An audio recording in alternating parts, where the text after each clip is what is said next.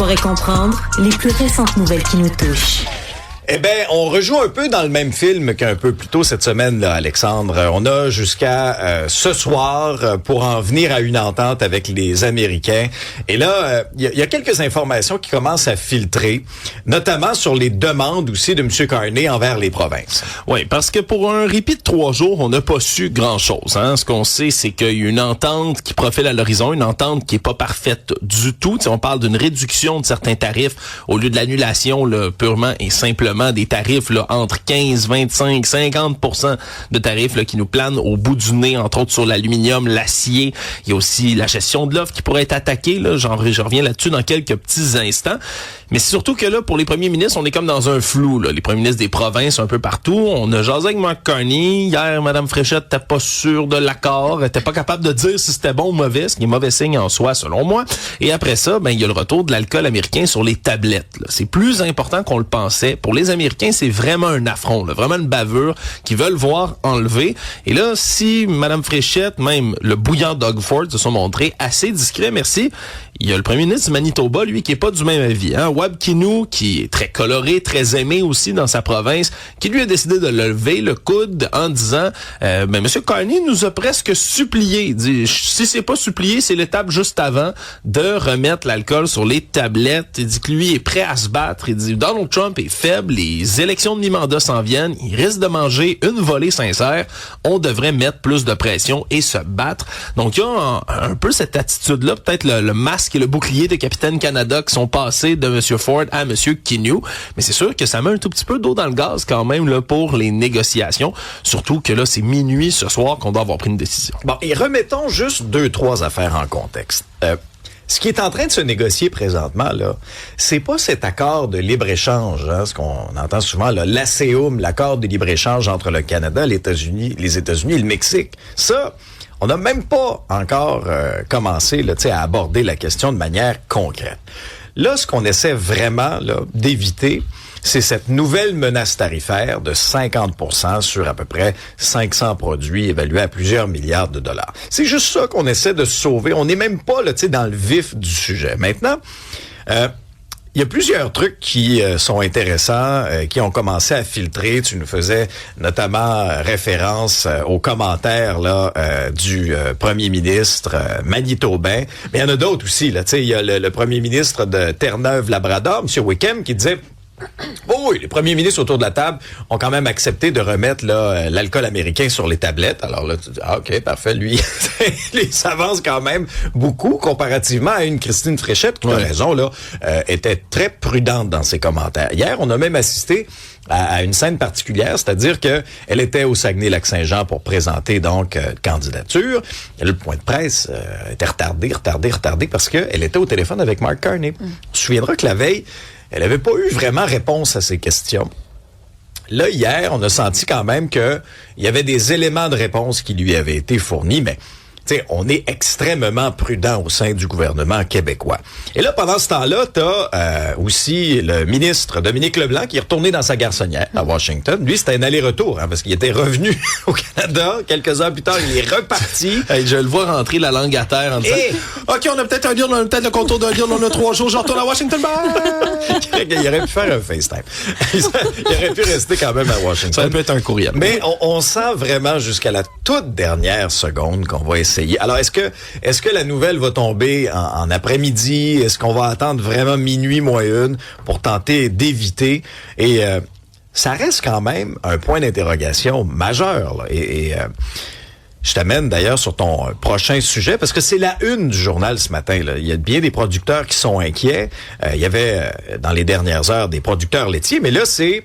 les producteurs, notamment là, les distilleurs là d'ici, parce que quand on ramène les produits américains sur les tablettes de la SAQ, ça peut avoir des impacts pour les producteurs de chez nous. Ben oui, parce qu'imaginez, on a déjà vu des impacts dans le peu de produits américains qui ont réussi à contourner cette réglementation-là. Comment? Ben en venant installer leurs installations de production ou d'embouteillage ici au Québec. Pensez par exemple à Sourpuss, la petite liqueur surette, qui avait été été supplantés par des producteurs québécois qui faisaient leur équivalent. Là, je pense que ça s'appelait le piñata, que des producteurs québécois, puis après ça, les acheteurs ont pu bénéficier, goûter, puis ça s'est popularisé.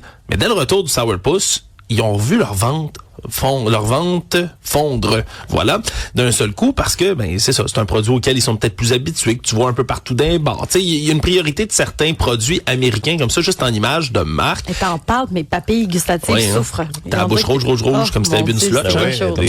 Des relents du collège. On salue les amis du Sourpuss à la maison. Et là, ça fait en sorte qu'on a toutes sortes d'inquiétudes. Tu sais, les distilleurs en ont profité ici, ça leur a donné une belle manne. Il y a une ouverture aussi au niveau du gouvernement québécois, de moins réglementer aussi leur vente. Vous voyez une petite lumière au bout du tunnel. Mais là, cette lumière-là va progressivement se refermer si jamais on remet l'alcool américain sur les tablettes. C'est pas la seule inquiétude non plus. Puis ça, c'est assez inquiétant et intéressant. C'est de savoir comment le secteur laitier pourrait être affecté ici au Canada sans que ce soit directement une pinte de lait en bonne et due forme, Made in America, qui se retrouverait sur nos tablettes. Qu'est-ce que serait plutôt?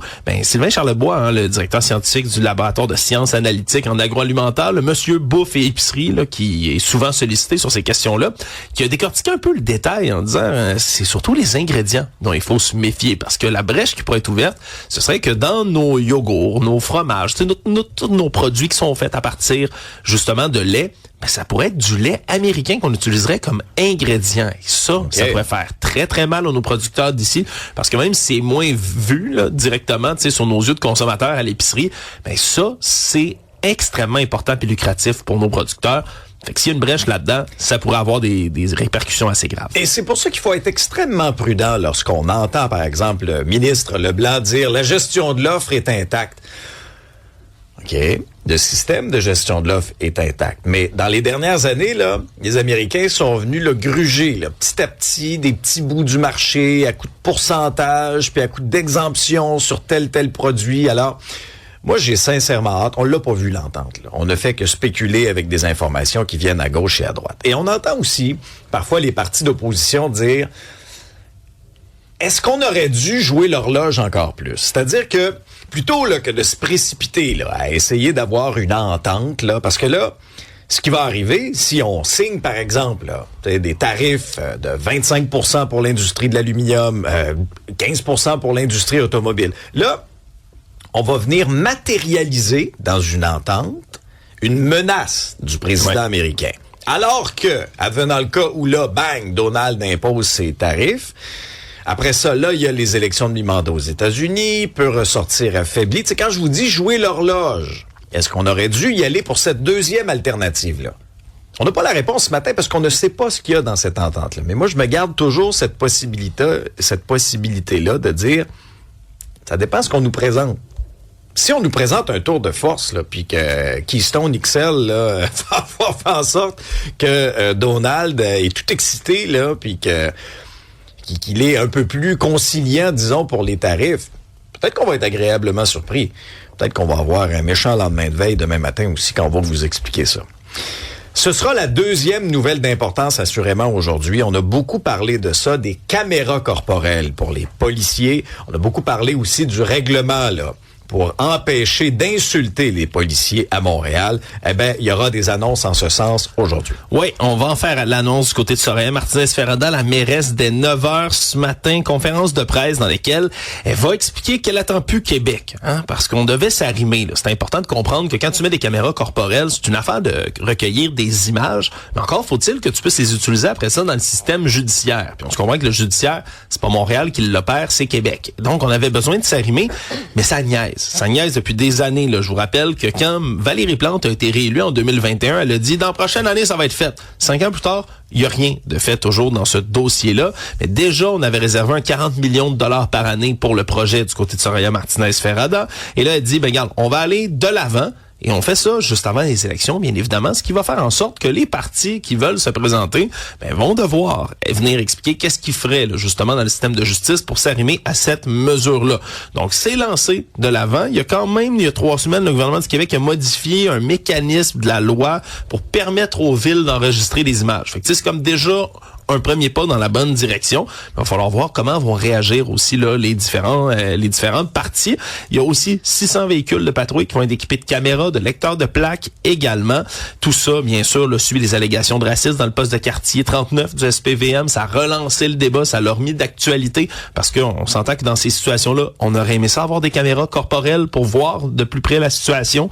Et en plus, tu en as parlé, le règlement pour interdire d'insulter les policiers. Là, je veux dire, ça tombait sous le sens. Le Québec, Laval, Longueuil, Sherbrooke, tous ces corps de police-là ont accès à ce règlement pour se défendre, là, entre guillemets, quand ils sont invectivés par un citoyen. Souvenez-vous de ce qui s'était passé, là, l'affaire Mohamed Bekali, l'homme qui avait copieusement insulté là, de manière dégueulasse une policière qui l'interpellait. Ben maintenant, on va pouvoir donner des amendes entre 350 et 1000 $, ça peut même être doublé. Puis il va y avoir des formations pour expliquer aux policiers ben exactement comment là, on doit intervenir, puis à quel moment on peut appliquer ces règlements-là.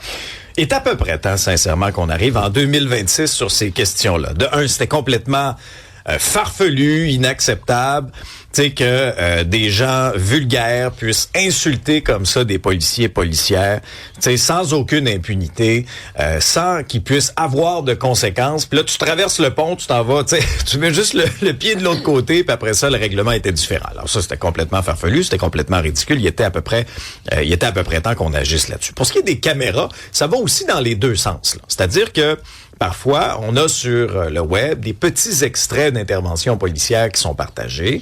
Et là, il nous manque énormément de contexte. Il nous manque le avant, il nous manque le après. On met un petit bout de 15 secondes, on n'a pas tout le contexte. Bien sûr que avec les gestes complètement déplorables, inacceptables et racistes qui sont reprochés aussi à certains policiers du poste de quartier en question, ben oui, c'est sûr que ça relançait ce débat-là. En tout cas, je vais vous dire, ben franchement, je trouve ça même inacceptable que ça ait pris autant de temps. Puis que ça ait pris là, des événements malheureux pour qu'on en arrive à ce point-là. Écoutez, aux États-Unis, ça fait des années qu'on est vraiment implanté. Puis là, on met tout le temps de l'avant l'argument de l'argent. Ah ben là, ça coûte cher.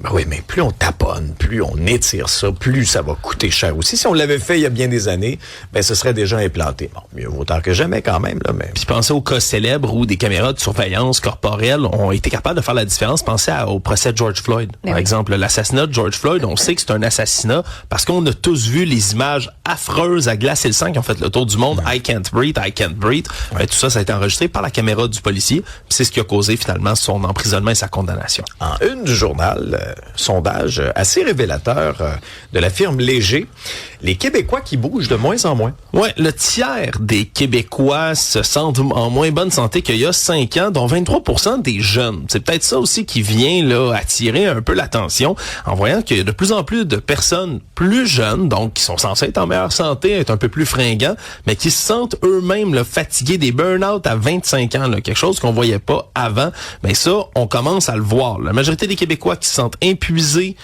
souvent ou occasionnellement, là, c'est une grande majorité là-dedans. Puis c'est bien sûr la sédentarité des jeunes là, qu'on va mettre de l'avant. De plus en plus de plus jeunes qui ont plus l'habitude d'aller jouer dehors, tu sais, pour qui c'est plus un privilège, c'est une punition, là, tu sais, de faire dire va jouer dehors. Et là, ben qui perdent le goût de l'effort. Est-ce que c'est les jeunes ou c'est les parents qui ne laissent plus leurs jeunes s'amuser comme ça sur le terrain? Point d'interrogation. C'est une excellente question. C'est à laquelle je n'ai pas. Non, mais tu fais bien. Ça comme piste de réflexion. Tu fais bien de lancer ça. Point d'exclamation. Voilà, de mettre nos enfants, tu sais, des enfants iPad là qui ont été trop longtemps devant des écrans. Ça, je peux comprendre, mais il y a l'enfant est pas comme ça pour rien. Il y a eu un cadre autour de lui à un moment donné pour le développer. Ouais. C'est tout. Et là, c'est les organisateurs du Festival Santé et Bien-être de l'Outaouais qui avaient lancé donc ce coup de sonde, qui avaient demandé à Léger de faire un coup de sonde comme ça, parce que ce qu'on veut mettre de l'avant, c'est la prévention. Là. C'est plus t'es jeune, puis les jeunes générations vont grandir avec les réseaux sociaux puis les écrans. Là, c'est désormais inévitable. Mais il faut prévenir plutôt que guérir, parce que plus tard, là, déjà que nos hôpitaux débordent, on risque d'avoir pas mal de gens qui se ramassent à l'hôpital avec toutes sortes d'enjeux de santé qui sont causés juste par leur propre sédentarité au final. Ouais. Mais tu sais, à tous les âges, je pense que c'est quand même une belle occasion ce matin avec les chiffres qu'on voit, de faire un petit examen de conscience. Là, moi, je m'étais dit, j'aimerais ça arriver à 40 ans dans une bonne forme. J'avais quand même respecté ça. Mais bon, j'ai eu quand même un été assez chargé, vous avez peut-être remarqué. je dois vous avouer que j'ai négligé quand même certains entraînements ou des sorties à vélo. J'aurais aimé bouger plus, là. Et ça, dans la vie d'adulte, à un moment donné, ça se présente, puis c'est difficile des fois de reprendre. Ouais. Quand tu es actif pendant longtemps, puis t'arrêtes, ça s'installe dans ta routine, et de reprendre, c'est dur parce qu'au début, en plus, t'es moins bon, c'est plus dur, le cardio manque au bout d'une semaine. Bref, ça, je le comprends. Que c'est difficile, mais de reprendre ça tranquillement, pas vite, c'est vrai que ça fait du bien pour le moral. Oui, moi, ça m'a fait cet effet-là en regardant ça ce matin. J'étais comme, ouais, bon, dans les prochaines semaines, je vais essayer de prise de conscience. me rattraper. j'ai vu. Là, On vous avez s'est des vacances, culpabilisé, Seigneur, là, ça va bien aller pour vous. Là. Non, mais j'ai vu, c'était drôle, c'est le collègue Pat Benoît de Salut Bonjour qui avait partagé sur ses réseaux sociaux une vidéo, un petit montage. Puis là, ça disait essentiellement, moi, il faut que j'ai la discipline de courir là, à tous les jours, là, 20 minutes par jour. Puis là, quand je manque un entraînement, là, il faut que je l'additionne au lendemain, là, tu sais. Ça disait dans le montage, je vais être obligé de courir pendant 6 mois. 15 heures. Mais moi, ce qui me fait allumer, c'est d'être essoufflé dans le métro, là, monter les marches, puis comme être essoufflé, puis je me disais, faut que je reprenne. C'est ça qui m'a motivé. Ouais, je comprends ça. Restons dans les sondages, un sondage sur le monde de l'éducation. Ouais, un sondage qui a été présenté là, pour le compte de Synopsis La Presse, qui dresse un bulletin pas aux élèves, mais un bulletin aux écoles puis au réseau de l'éducation en général. On a demandé aux Québécois à quel point ils estimaient ou pas la manière dont notre réseau là est mené. Puis ce qui en ressort, là, c'est qu'il y a une grosse impression de négativité. 56% des gens répondent que l'enseignement au Québec, ça s'est dégradé au cours des 15 dernières années. C'est 8 fois plus que de gens qui pensent que ça s'est amélioré. Il y a juste 7% des gens là, qui pensent que notre enseignement puis la qualité s'améliore depuis 15 ans. Ce qui est intéressant aussi, c'est que il y a pas comme de différence selon le genre, le sexe, l'âge, l'origine. Non, là, tu sais, tout le monde s'accorde à peu près dans les mêmes proportions pour dire que non, ça s'est dégradé. Mécontentement donc généralisé. La moitié ou presque là, des gens, 46%, disent que on donne une note de C. Mettons dans le bulletin ABCDEF, là, une note de C à l'école primaire et secondaire. Si on met les A et les B avec A, 3% seulement des gens qui donnent A, des optimistes, 30% qui donnent B quand même. Fait qu'on aurait la note de passage, globalement, pour le réseau de l'éducation québécois. Mais pas tant que ça. Là. Quand même 21% des gens qui mettent ça en situation d'échec. On nomme entre autres la violence, l'intimidation à l'école, le manque d'enseignants qualifiés, manque de discipline chez les élèves, le taux de roulement élevé aussi au niveau des remplaçants puis des professeurs. Tout ça, bien sûr, là, ça vient donner cette mauvaise impression. Puis en terminant, réussite scolaire, le fossé entre garçons et filles à 71%. Les gens trouvent ça extrêmement important. Faut dire que Marois Risky, notre futur collègue, et Gabriel Nadeau-Dubois ont fait des sorties dans la dernière année précisément là-dessus. On dirait le jour de la marmotte. À chaque rentrée, c'est la même affaire. L'année prochaine, on va se rasseoir, tu vas nous faire la même nouvelle. Ben oui, puis à chaque année, je dis qu'il manque 3000 quelques enseignants. Puis là, cette année, il manque 3000 quelques enseignants. Ouais. Le fossé entre garçons et filles à l'école, ça c'est un enjeu qui est de plus en plus préoccupant. La vétusté des installations. Moi, j'ai beaucoup de respect pour les enseignants. Je veux dire qu'ils font un travail extraordinaire avec notre jeunesse dans des conditions vraiment pas faciles. Ajoutons à ça aussi le manque de ressources d'accompagnement là. T'sais, pour les besoins particuliers. On sait que la pandémie a été très dure pour le réseau scolaire. Alors quand on met tout ça ensemble, ça fait un contexte qui est très difficile. Et un peu comme avec le budget du réseau de la santé, le budget de l'éducation est quand même très généreux au Québec. Alors, on devrait s'attendre à de meilleurs résultats, mais les résultats ne sont pas toujours là. Scène culturelle, on regarde un œil, Isabelle, sur une possible grève à Radio-Canada. Les négociations entre le syndicat et Radio-Canada sont dans un impasse, selon le syndicat qui s'est confié à la presse. Donc, ce qui bloque, c'est la proposition salariale. Le syndicat milite pour une hausse de 20% de salaire sur 3 ans, alors que l'offre patronale, c'est 11% sur 4 ans. Il semblerait qu'il y aurait une conscience, parce qu'il faut pas l'oublier. Ils ont une enveloppe de 150 millions supplémentaires, là, qui le diffuseur public a obtenu ça par le gouvernement Carney. Mais ils disent que malgré tout, il y a comme cette insécurité financière. On pense que les employés sont gros durs, mais avec l'inflation, ils sont moins bien payés qu'avant. Le propos du syndicat, c'est ce qu'ils ont rapporté. Les patrons, pour eux, bien évidemment, cette offre est raisonnable, c'est ce qu'ils ont mentionné. Mais si jamais il y avait conflit de travail, le diffuseur aurait un plan de match. Parce qu'on se rappelle que ce qui s'en vient, c'est la campagne électorale. Donc, si jamais il y avait grève déclenchée le 23 septembre, ça pourrait mettre en péril le débat des chefs, la soirée électorale du 5 octobre aussi. Si le conflit perdure, même s'ils disent qu'ils veulent pas en arriver là, la date du 23 septembre arrive assez vite. Il y a déjà eu conflit de travail au début des années 2000, on se rappelle. Mais ce que le syndicat a mentionné à la presse, c'est que les employés sont mobilisés plus que jamais. En tout cas, pour lui, c'est la plus grande mobilisation depuis 30 ans. pour l'enjeu salarial. J'aime pas ce genre de tactique syndicale qui essentiellement viserait à prendre en otage un événement, ou même dans ce cas-ci, c'est l'exercice de la démocratie, un débat, c'est essentiel en campagne électorale. Pensons aussi au col bleu, là, avec tout ce qu'on laissait, puis ils auront beau se draper dans de la vertu, là, de dire ben non, on veut pas en arriver là, mais c'est drôle, ça pourrait peut-être menacer la tenue d'événements importants comme les événements cyclisme. Ça, c'est un bon point que t'amènes. Ouais, j'aime pas ce genre de tactique syndicale là. Puis là, on commence, là, on reprend le service, on reprend le collier, la rentrée scolaire, et là, des menaces de grève dans tous les départements, ça recommence. C'est un bal que je n'ai pas envie d'assister. Je continue à dire que ce genre de tactique syndicale-là va gruger le peu de capital de sympathie qui vous reste. Au sport, un petit mot sur les Alouettes qui ont rossé le rouge et noir hier. Ouais, on a une 9e victoire en 10 matchs pour les Alouettes depuis le début de la saison. Ça va extrêmement bien. Planté, rossé, on peut utiliser tous les termes. Là. Hier, 46-16, là, alors que c'était la soirée bobblehead pour le carrière Davis Alexander. Excellente performance. Ça a comme mal parti pour les Alouettes. Il y avait des punitions à tour de bras. C'était brouillon un tout petit peu. Et pourtant, ils ont massacré le pauvre rouge et noir. Là. Ils ont toujours pas gagné une seule partie en 10 matchs. On est rendu donc les tout premiers dans l'Est.